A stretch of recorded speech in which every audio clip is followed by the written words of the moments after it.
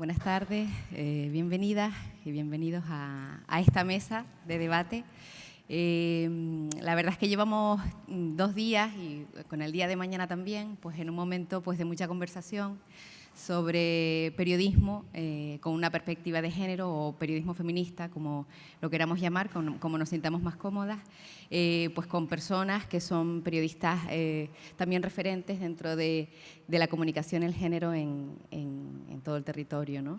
En esta mesa hoy, pues bueno, un poco agradecer también pues esta plataforma y esta organización en estas jornadas que hemos organizado, bueno, que ha organizado el Cabildo, la Consejería de Igualdad del Cabildo de Gran Canaria, junto con la UPCC, la Unión de Profesionales de la Comunicación de Canarias, llamadas Medios de Comunicación y Sexismo. Me acompañan, tengo la suerte de que me acompañen en esta mesa pues 3 grandes profesionales periodistas de los medios y que se las presento un poco para bueno, conozcan un poco sus perfiles y sus trabajos, pero que después podamos hacer una conversación entre todas y todos donde hablemos y profundicemos un poquito en este reto que tenemos todavía por hacer y por crecer dentro del periodismo. A la izquierda del todo tenemos a Alba Mareca, que es colaboradora de La Marea y cofundadora de La Observatoria, un proyecto también de distintos profesionales de la comunicación con una perspectiva de género. A mi izquierda también tenemos a Yun Fernández, que es coordinadora de Pícara Magazine, que muchas de ustedes seguro que conocen, y escribe también en diferentes medios, pues con una perspectiva además muy clara y muy contundente dentro del feminismo y dentro del periodismo feminista. Y aquí a mi derecha tenemos a Ana Pardo, que también es otra gran profesional, que es directora de Público y que también tendremos la suerte, para las que quieran, que va a estar mañana también en las jornadas, el último día de las jornadas que tendremos mañana en este auditorio. A mí me gustaría, no sé quién quiere empezar, no sé si Ana, quizás porque acaba de estar recién llegada. Recién aterrizada, pues que nos cuentes un poquito pues tu experiencia desde Público y cómo lo vives para empezar a hacerlo, el resto de compañeras también, y después podamos abrir el debate para que todas participemos activamente. Bueno, muy buenas tardes a todos, muchas gracias y a todas por vuestra asistencia. Gracias a los organizadores y organizadoras de este encuentro, que yo creo que es muy importante porque estamos en un momento complicado a nivel político y a nivel social, estamos en un momento de cambios históricos y yo creo que es importante, desde el punto de vista del periodismo, contarlo bien. Y contarlo bien incluye la perspectiva de género. Como les habrán contado aquí, yo hace 1 año y unos días me nombraron directora de Público y una de mis prioridades fue hacer de Público, además de un periódico nacional como es, un periódico digital, un periódico riguroso, hacer de esta web, de este periódico, un medio feminista, porque entiendo que, siendo como somos las mujeres, casi el 52% de la población, no se puede ignorar la perspectiva de género. Desde el momento en que lo haces, es imposible que el periodismo que haces le llame riguroso. El problema de los medios de comunicación es la presencia de las mujeres en los órganos de dirección. Solo, supongo que ya se habrá dicho estos días, solo hay un 10,9%, según los últimos estudios, de mujeres en los órganos de dirección de los medios de comunicación. Pero en los órganos de dirección hablamos de lo que es la redacción. Pero es que si vamos a los consejos de administración, la presencia es nula y la presencia es prácticamente residual. Si descartamos pues, presencias que vienen de herencia familiar, como el caso de Vocento, ABC, con Catalina Luca de Tena, que sí que está en el órgano de administración. Los órganos de administración de los periódicos, los órganos de administración de los grandes grupos de comunicación, que son 4 fundamentalmente, más allá de los medios independientes, es donde se decide todo lo que se hace en los medios de comunicación que dependen de ese Consejo de Administración. Allí es donde se toman las decisiones económicas y el poder económico es el que decide. Mientras las mujeres, y además las mujeres feministas, no estén en los consejos de administración, no habrá periodismo con perspectiva de género. Yo pertenezco a un medio independiente cuyos dueños son una sociedad de dos personas, hombres, y bueno, eso me permite una independencia porque además desde el momento en que accedí a la dirección del periódico planteé mis condiciones y por supuesto me dijeron que sí, si no, no podría aceptarlo. En todo caso, insisto, si no hay mujeres en los consejos de administración es imposible que un periodismo, mujeres feministas, insisto, es imposible que hacer periodismo desde los grandes medios y desde los grandes grupos. España es un país que tiende al monopolio, no sé por qué razón, o puedo intuirla, y también en los medios de comunicación. En este momento nos movemos con 4 grandes grupos que son Mediaset, A3 Media, Prisa y Unidad Editorial. No hay mujeres en los consejos de esos 4 grupos y estamos hablando de muchos medios que engloban esos grupos, muchos medios y además medios de comunicación de masas, que les llamamos como las grandes televisiones, las grandes cadenas privadas. Hasta que eso no cambie, no podremos hacer nada. Esa es la gran batalla que tenemos que dar. Además, por supuesto, de acceder a la dirección de los medios y a las subdirecciones, porque el puesto más común de responsabilidad es el de redactora jefa. Es el más habitual y no es todo lo habitual que debería esperar. Es decir, no existe una paridad con respecto a eso. Y eso que las mujeres somos el 52% de las redacciones. Y en las universidades de periodismo somos el 64% de las estudiantes. Con lo cual, queda mucho por hacer, pero yo creo que es una tarea que hay que plantearse desde el minuto cero, desde la base, y la base es la concienciación de la redacción.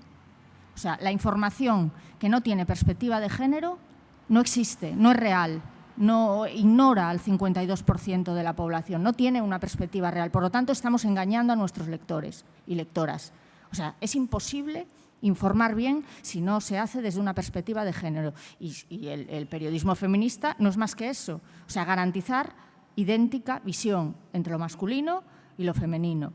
Con lo cual, yo creo que ya tampoco quiero extenderme mucho porque me daría para una tesis todo este año lo que ha sido la reorganización del periódico, pero bueno, ya hablaremos más adelante, también mañana, lo que es reorganizar un periódico para poder hacer un medio feminista. Muchas gracias.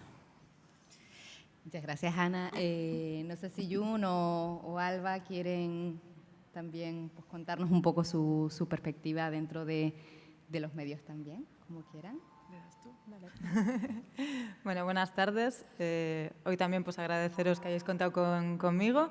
Claro, el caso de Pícara es muy distinto, ¿no? Porque nacimos como un medio pequeñito que ha ido creciendo a poquito. Seguimos siendo un proyecto humilde. En la redacción somos 4 personas y luego tenemos una red de colaboradoras. Pero bueno, creo que es un proyecto que promueve un periodismo digno, ¿no? Y lo más coherente posible. En nuestro caso, desde el principio, desde nuestro nacimiento, fue la mirada feminista lo que articulaba el proyecto, pero sí que me gustaría contar que a mi compañera Andrea Momoitio, que es otra de las coordinadoras, le encanta matizar que Pícara no es un medio especializado, que Pícara es un medio generalista porque medio especializado es el caza y pesca, que habla de caza y de pesca.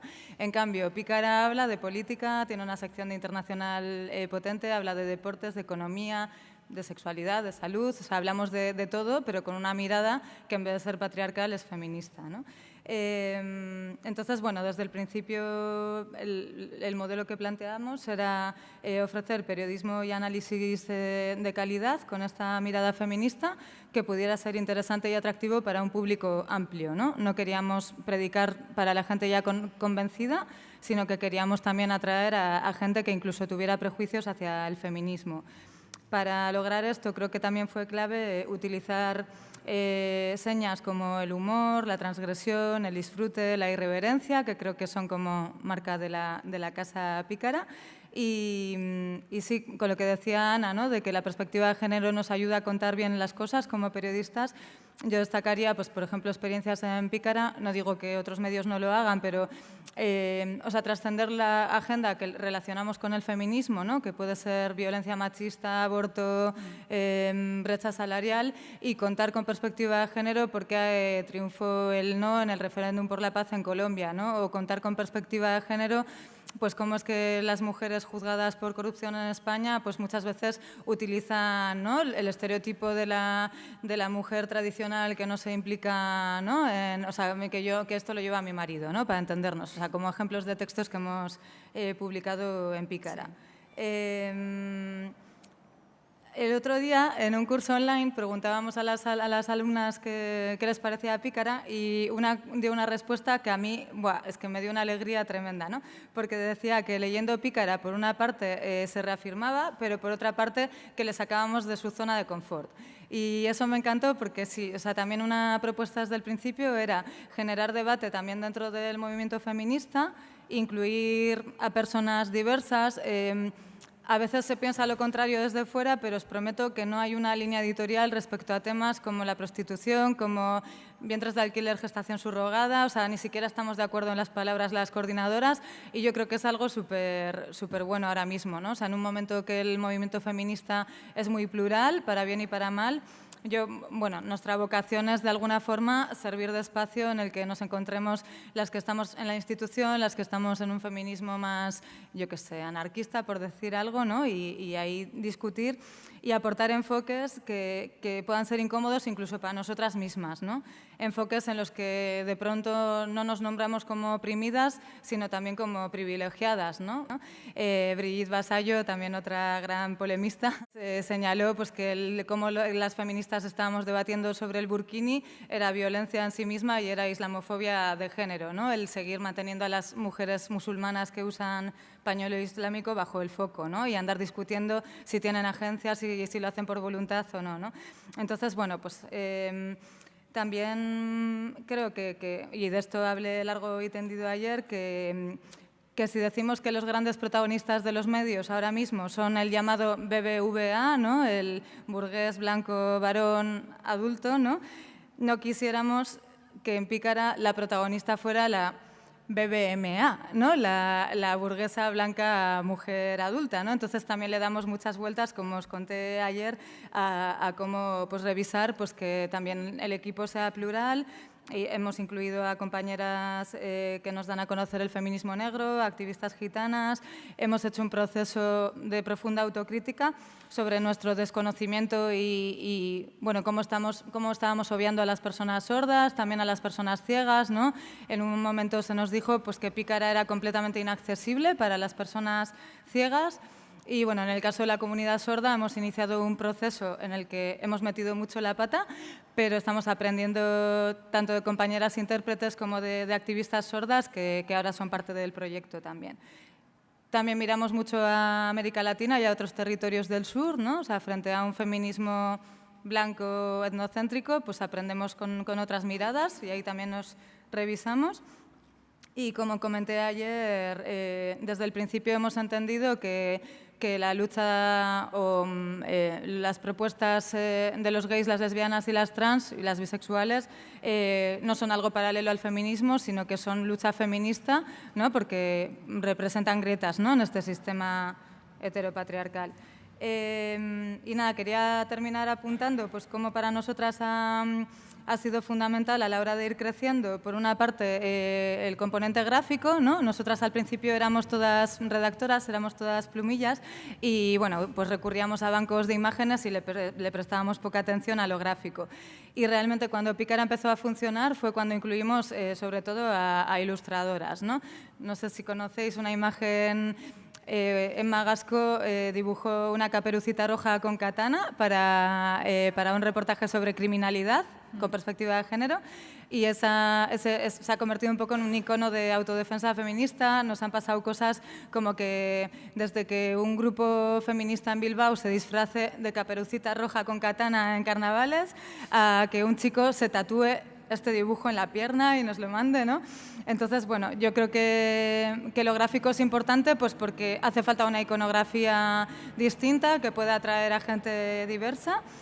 Y otro segundo elemento ha sido el salto al papel. Nacimos como un medio digital y ha sido, paradójicamente, cuando hemos pasado al papel, cuando hemos podido construir comunidad, cuando hemos podido hacer que Pícara llegue a las bibliotecas, que estén asociaciones de mujeres que igual no están en las redes sociales, que pase de manos en manos, que me lo llevo a casa de mi abuela y debato con ella y tal, ¿no?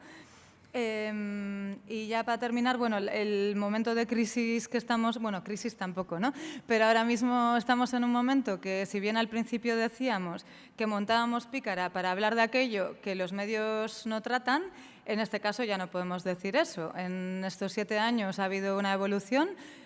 Yo distinguiría entre medios pues, como La Marea, Público, El Diario.es, que tienen el feminismo como compromiso editorial, y por otra parte medios que son convencidamente patriarcales, pero que se han dado cuenta de que el feminismo genera tráfico, ¿no? Entonces ahora es que no hay medio que no haga noticia de que Paula Echevarría reniega del feminismo, yo qué sé, el otro día me pareció muy curioso que una tuitera contó, en un hilo de Twitter, contó por qué Rosy la Remachadora, el icono este, ¿no?, de sí. We Can Do It, ¿no?, porque Rosy la Remachadora no es un icono feminista ideal, y de repente, o sea, yo contabilicé que hasta 7 medios de comunicación diferentes hicieron una noticia de eso, de un hilo de Twitter, ¿no?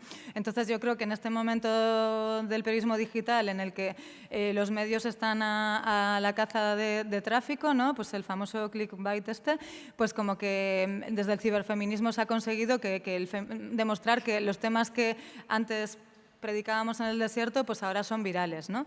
Y en ese escenario en el que todo el mundo habla de feminismo, nos preguntamos cuál es el papel de un medio como Pícara, ¿no? Y bueno, creemos que por una parte, pues, o sea, nuestra existencia está justificada desde el momento que seguimos ofreciendo periodismo de calidad, que seguimos intentando innovar, pero bueno, creemos que sí que tenemos un papel abriendo brechas, ¿no? Y pues ahí, ¿no? Y planteando cada vez debates estimulantes y que puedan, ¿no?, pues remover cositas poco a poco, pues frente a un feminismo en los medios que tiende más a la tendencia, a la moda y pues a algo más efímero, ¿no? Y por ahora sí lo dejo. Bueno, buenas tardes. Esta mañana ya hemos pasado 2 horas muy intensas reflexionando y debatiendo de qué podemos hacer para incorporar perspectiva de género al trabajo periodístico, ¿no? Entonces yo ahora sí que quería contar como una experiencia más concreta que me parece que es una herramienta bastante útil que quizá muchos medios de comunicación deberían aplicarse, ¿no?, y profesionales del periodismo en general. Bueno, yo colaboro en La Marea, como ya hemos dicho. La Marea es un medio de comunicación que sí tiene los principios de igualdad y feminismo en su línea editorial, cosa que creo que es clave para que el periodismo sea feminista. Y en relación un poco con lo que decía June, ¿no?, muchas veces entras en medios de comunicación y te encuentras un reportaje feminista que tiene una perspectiva de género muy clara al lado de un reportaje súper machista o súper sexista, ¿no? Claramente ahí nos damos cuenta de que la perspectiva de género en ese medio no es transversal, ¿no?, que sería lo ideal, y que bueno, no está dentro de su línea editorial. En este sentido de que sea una línea editorial feminista la que atraviesa los contenidos de La Marea, la directora Magda Bandera en febrero de este año me propuso el hacer una auditoría de género de los contenidos de la revista mensual en papel durante el año 2016, ¿no? Era un poco, o sea, realmente es como un mecanismo que se debe de activar antes de generar esos contenidos, ¿no?, el darnos cuenta de si pasan ese filtro de tener perspectiva de género o no.